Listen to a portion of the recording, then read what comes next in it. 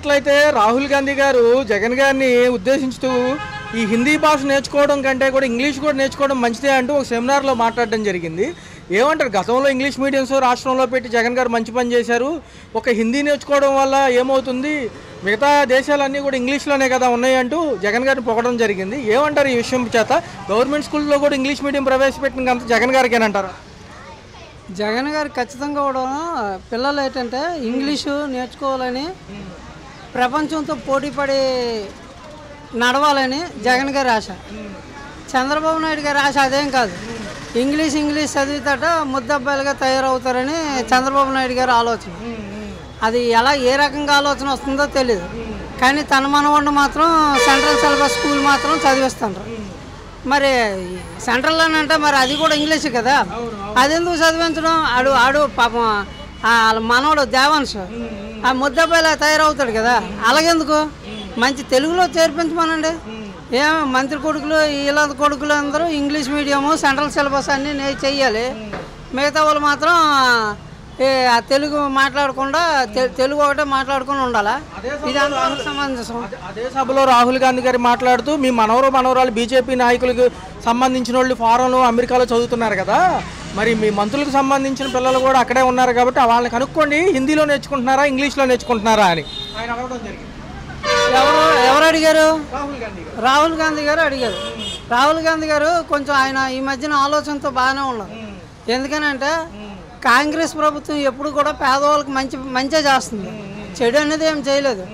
ఒక్క మన విషయంలో ఆంధ్రప్రదేశ్ విషయంలో విభజించడం పాలించారు తప్పించి, కానీ మిగతా కాంగ్రెస్ ప్రభుత్వం అయితే అలాంటిదేం లేదు. అలా పేదవాళ్ళకి ఎప్పుడు సపోర్ట్గా ఉంటుంది. ఎలాగా ఇప్పుడు పేద పిల్లలు ఉన్నారనుకోండి, వాళ్ళు ఎప్పుడు కూడాను మంచి స్కూల్లో చదవాలి. అసలు స్కూళ్ళు అనేవి జగన్ గారి టైంలోనైతే ఆ స్కూళ్ళు అనేవి అన్నీ కూడా ప్రైవేట్ స్కూల్తో పోటీ పడేలా చేశారు. ఏదైనా కూడా వాళ్ళకి ట్యాబ్లు ఇవ్వడం కానీ, లేదంటే ఫస్ట్ ప్రైజ్లో ల్యాప్టాప్లు కానీ ఇవన్నీ కూడా పంపిణీ చేశారు. ఎవరు? జగన్మోహన్ రెడ్డి గారు ముఖ్యమంత్రిగా ఉండేటప్పుడు. ఇప్పుడు ఈ ప్రభుత్వంలోన ఒక ట్యాబులు లేవు, ఏమీ లేవు. ఈ అప్పుడులో నాడు నేడు కింద ఈ బెంచీలు కట్టేశారు. ఆ బెంచీలు కూడాను ఇప్పుడు వాళ్ళందరూ కూడాను బెంచీలు కాకుండా కింద కూర్చోమని అంటున్నారు.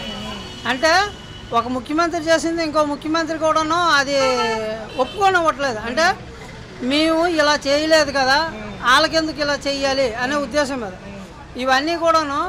అసలు వాళ్ళ ఉద్దేశం ఏంటంటే జగన్మోహన్ రెడ్డి గారు కానీ లేకపోతే మా ఇష్టం వచ్చినట్టు మేము తిరుగుతాం, మా ఇష్టం వచ్చినట్టు పరిపాలిస్తాం, మా ఇష్టం వచ్చినట్టు చేస్తాం.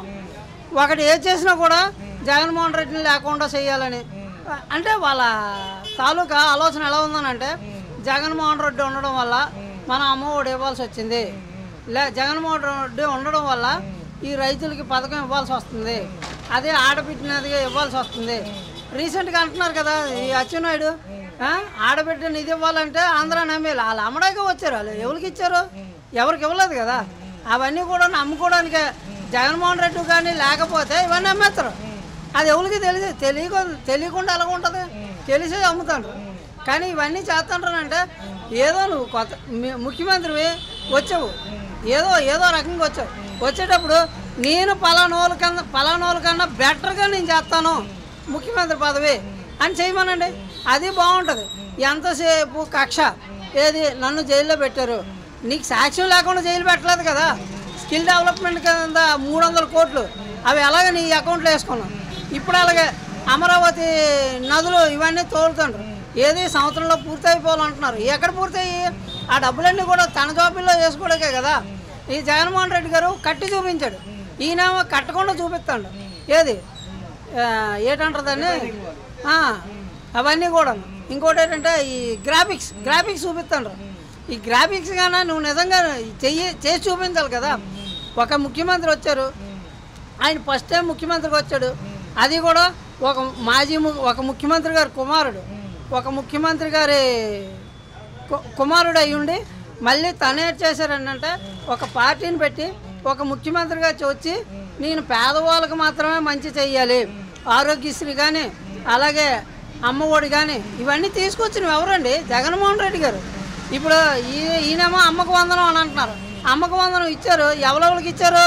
అందులోన 68 లక్షలు ఉంటే 68 లక్షల వాళ్ళకి ఇవ్వలేదు, 60 లక్షల వాళ్ళకి ఇచ్చారు. మిగతా 8 లక్షల వాళ్ళ పరిస్థితి ఏంటి?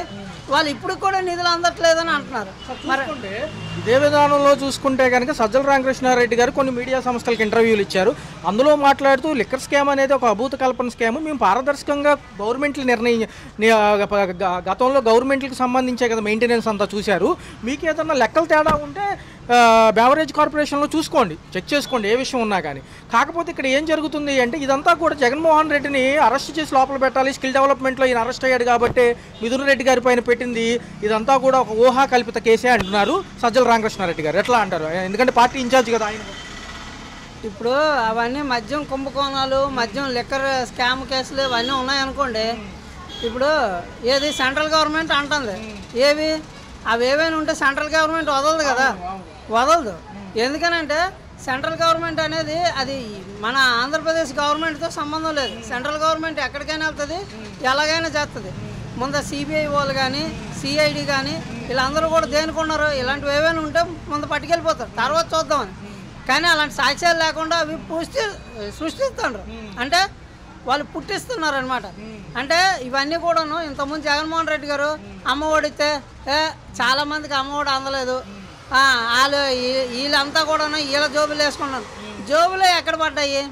ఇప్పుడు మీరు పెన్షన్లు ఇస్తాండ్రు, పెన్షన్లు ఇచ్చేటప్పుడు ఇప్పుడు క్యాష్లు ఎక్కడేసి వస్తాండ్రు. అది ఎవరి దగ్గరికి వెళ్తానయో, అసలు డబ్బులు వెళ్తానయో లేదో కూడా ఎవరికి తెలియదు.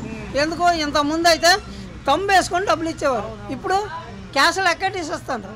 ఇంతకుముందు డీబీటీ సిస్టమ్ ద్వారా అమ్మఒడి కానీ అలాగే రైతులకు కానీ అలాగే శ్రీనిధి కానీ ఏవైనా ఇచ్చేటప్పుడు అంతా డీబీటీ సిస్టమ్ మీద, ఈ సిస్టమ్ మీద ఇచ్చేటప్పుడు డైరెక్ట్ వాళ్ళ అకౌంట్లో ఆధార్ కార్డు ద్వారా వాళ్ళ అకౌంట్లో పడతాయి అవన్నీ. మరో మాట అంటున్నారు, గతంలో 2014 నుంచి 2019లో అసలు లిక్కర్ కేసు ఉంది చంద్రబాబు నాయుడు గారి పైనే, ఆయన యాంటిసిపేటరీ బెయిల్ తీసుకుని బయట ఉన్నారు. ఇప్పుడు విచారణకు వస్తే రేపు అది కూడా విచారణ అవుతుంది కదా, ఆయన ఇచ్చిన కంపెనీలే కదా, రాష్ట్రం విడిపోయాక మొదటి హయాం వాళ్ళదే కాబట్టి వాళ్ళు ఎవరికైతే పర్మిషన్స్ ఇచ్చారో వాళ్ళకి బిల్లులు రాక ఆగారు. తర్వాత మేము టెండర్లకు పిలిచాం, బిల్లులు ఎప్పుడైతే వాళ్ళకి రిలీజ్ అయినాయో మళ్ళీ సరుకు సప్లై చేశారు. ఇది ఏదైతే పారదర్శకంగా ఉందో ఏదైతే ఉందో అంతా కూడా గవర్నమెంట్ బిల్లింగే. ఏదైతే అప్పుడు ఈ హయాంలో కూడా గవర్నమెంటే కదా ఇవన్నీ నిర్వహించింది. మరి ఏమంటారు దీని గురించి? ఇదంతా కూడా లోపభూయిష్టంగా ఉంది, ఆయన అరెస్ట్ అయ్యారు కాబట్టి అరెస్ట్ చేస్తున్నారు అనేది నిజమేనా? జగన్ వారి వరకు అరెస్ట్ వస్తుందా? జగన్ గారి వరకు కూడా అరెస్ట్ వెళ్ళారు అనుకోండి, అరెస్ట్ వెళ్తే ఆయన ఒకటే అంటున్నాడు, మీకు మా చుట్టుపక్కల ఉన్న వాళ్ళు ఎందుకు అందరిని ఎందుకు కలగడం, మీరు డైరెక్ట్ నా దగ్గర రండి, మీరు ఏమైనా సాక్ష్యాలు ఉంటే తీసుకుని వెళ్ళండి, ఆ సాక్ష్యానికి నేను ఎప్పుడు భయపడను. ఆయన ఏంటంటే 16 నెలలు జైల్లో పెట్టినప్పుడు భయపడలేదు, ఇప్పుడు ఏదో ఉత్త కేసు పెడతామని అంటే అది అవుద్దా? అలాంటివి ఏమైనా జరుగుంటే చంద్రబాబు నాయుడు గారు హయాంలో చెయ్యాలి. ఎందుకనంటే ఈయనకి ఎప్పుడు కూడాను ఎంతసేపు దాహం, ఏంటి కుర్చీ దాహం, అలాగే పదవి దాహం. ఈ పదవి ఉండాలి, కుర్చీ ఉండాలి. నేను కుర్చీ మీద కూర్చుంటే ప్రతి ఒక్కడు సార్ నమస్తే సార్, సార్ నమస్తే సార్ అని సెల్యూట్ కొట్టించుకోవడమే. కానీ పేదవాళ్ళకి చేసిందేం లేదు కదా. ఇప్పుడు జగన్ గారి మీద ఎందుకంటే పెడుతున్నారు, జగన్ గారు వచ్చారు, వచ్చేటప్పుడు అందరికీ తల్లికి వందనం ఇస్తానన్నాడు, ఇచ్చాడు. అలాగే రైతులకి రైతు ఇది ఇస్తానన్నారు, ఇచ్చారు. నెక్స్ట్ ఇంకోటి ఏంటంటే వీళ్ళకి 18,000, ఆడవాళ్ళకి 18,000 ఇది ఇచ్చేవారు. మీరు ఏదైనా చిన్న చిన్న వ్యాపారాలు చేసుకొని మీకు మీరుగా డెవలప్ అవ్వండి 18,000 ఇచ్చారు. ఇవన్నీ కక్షపూరితమైనవి. ఏంటంటే చంద్రబాబు నాయుడికి ఇవన్నీ డబ్బులు ఇచ్చేస్తే మనకి రావు. మరి కొంతమందికైనా ఇస్తే బాగుంటుంది కదా, అవి కూడా చేయలేదు. మన అచ్చెన్నాయుడు గారు అంటున్నారు, అంటున్నారంటే అన్నీ చేసేసాం. ఏటి చేశారు? ఒక అమ్మఒడి ఇచ్చారు, అమ్మఒడి వీళ్ళు 15,000 ఇవ్వకుండా ఒకరికో 8,000 9,000 పడ్డాయి. మిగతా అవి ఏంటంటే అమ్మఒడి 13,000 కొంతమంది పడ్డాయి, కొంతమందికి 8,000 పడ్డాయి, కొంతమంది 7,000 పడ్డాయి, కొంతమంది 9,000 పడ్డాయి. మిగతావి ఏంటి ఫ్రీ బస్ అన్నాడు. ఇవన్నీ చేయలేనప్పుడు మీరు ఎందుకండి చెప్పడం? చూస్తే పొంగూరు నారాయణ గారు అసహనంతో ఉన్నారు, నిర్మాణాల గురించి సరిగ్గా అవ్వట్లేదని చెప్పి. మరి తీసుకొస్తే సింగపూర్ కార్మికులు వచ్చి ఇక్కడ కట్టగలరా? ఒక పక్క చూస్తే ఈ నెల సింగపూర్ పర్యటన కూడా ఉంది కదా, దీనిపైన ఏమంటారు? ఆయన అసహనంగా ఉన్నారు కదా. సింగపూరు చంద్రబాబు నాయుడు గారు ఇక్కడ దోచిందంతా అక్కడ దాచుకోవడానికి వెళ్తానండి, అంతే. అది ఎందుకనంటే ఇక్కడ దోచిందంతా ఇక్కడ పెడితే అమ్మ నాయన నన్ను అరెస్ట్ చేస్తారు, ఇదే ఇక్కడ దోచిందంతా అక్కడ దాచుకోవాలి కదా. ఎందుకనంటే ఈ విదేశాల్లో దాచుకుంటే విదేశాల్లోకి వాళ్ళు వెళ్ళరు.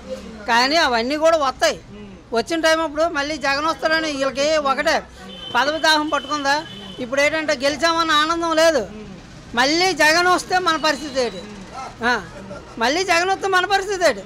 గెలిచామన్న ఆనందం ఉండి ఏమయ్యా నేను మంచి చేయలేదు, ఇక్కడి నుంచి అయినా మంచి చేసి చూపిస్తాను అని చెప్పింది చూపించండి. జగన్ కన్నా నేను బెటర్గా చూపిస్తాను అనేసి అని అనండి. అవేం లేవు. కరెంటు బిల్లులు పెంచారు, మందు రేట్లు మేము పెంచాం తగ్గించాం అని అన్నారు. మందు రేట్లు పెంచారు. మందు బాబులు చాలామంది ఇబ్బంది పడతాను. మందు గురించి నేనైతే కాదు, వాళ్ళు చెప్పడం చెప్తాను. అలాగే అమరావతి కడతానన్నారు, 3 ఏళ్ళలో కట్టేస్తామని అన్నారు. 3 ఏళ్ళు కాదు, సంవత్సరం అయింది కదా. ఈ సంవత్సరం నుంచి నీళ్ళు తోడుకుంటారు.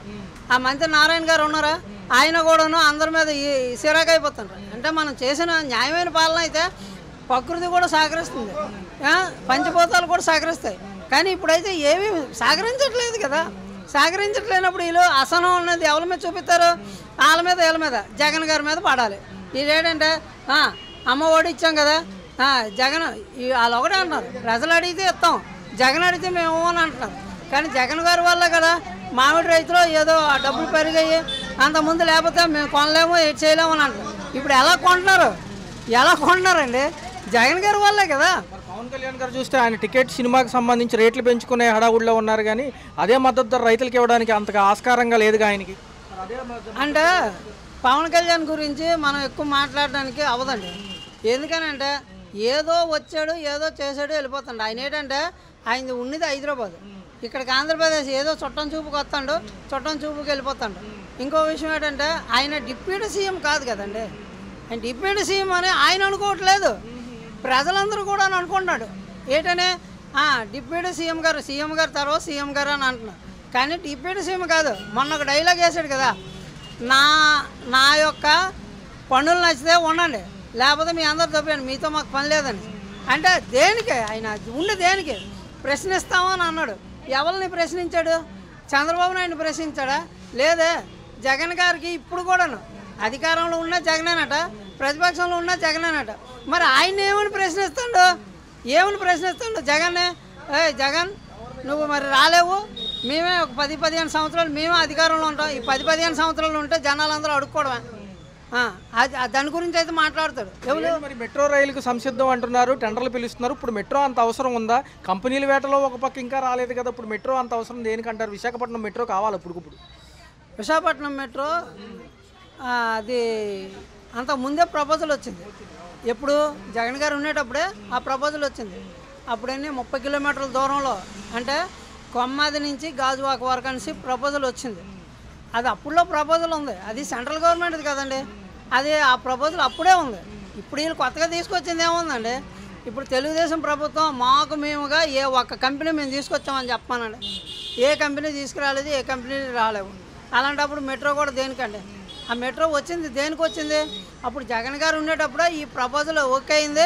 30 కిలోమీటర్ల వరకు, ఏది విశాఖపట్నం అయితే కొమ్మ జంక్షన్ నుంచి గాజువాక వరకు నేను విన్నాను, అది ఒక్కటే విన్నాను. అది మరి మెట్రో అనేది అటు సైడ్ మరి దేని గురించి మళ్ళీ ఇప్పుడు ఏంటంటున్నారు? ఫస్ట్లోన స్టీల్ ప్లాంట్ జగన్ అంటే జగన్ వల్ల అమ్మేశారు అనేసి అన్నారు. ఇప్పుడు స్టీల్ ప్లాంట్ ఉండడం, జగన్ ఉండడం వల్ల స్టీల్ ప్లాంట్ జోలికి వెళ్ళకపోతాను. అది కూడాను ఒక పద్ధతి. ఎందుకనంటే ఒకళ్ళు న్యాయంగా ప్రశ్నిస్తున్నప్పుడు మనం దానికి సమాధానం చెప్పే ఉండాలి. మనం ఏదో తూతూ మంత్రంగా మనం ఏదో చెప్పేసి చెప్పేస్తే ఎలాగవుద్ది? మెట్రో రైలు అనేది మనకు అవసరం అనుకుంటే అది వేయచ్చు, లేకపోతే లేదు. ఎందుకనంటే ఇప్పుడు సిటీ బస్సులు అలాగే ఈ మెట్రో ఇవన్నీ కూడాను ఒక ఆదాయాన్ని పెంచేవే కదా. మన రాష్ట్రానికి కూడా ఆదాయం కావాలి కాబట్టి అవి ఉంచితే ఉంచవచ్చు, లేకపోతే లేదు. దానికి హలో తెలుగు రాజ్యం ఛానల్ చూస్తున్నారా? సామాజిక రాజకీయ జీవన చిత్రణే తెలుగు రాజ్యం. అతిశయోక్తులు అసత్యాలు ఉండవు. రాజకీయ కోణం కాదు, ప్రజా కోణమే కొలబద్ద. తెలుగు రాజ్యం వీక్షణ మీ ఉత్తమ అభిరుచికి నిదర్శనం.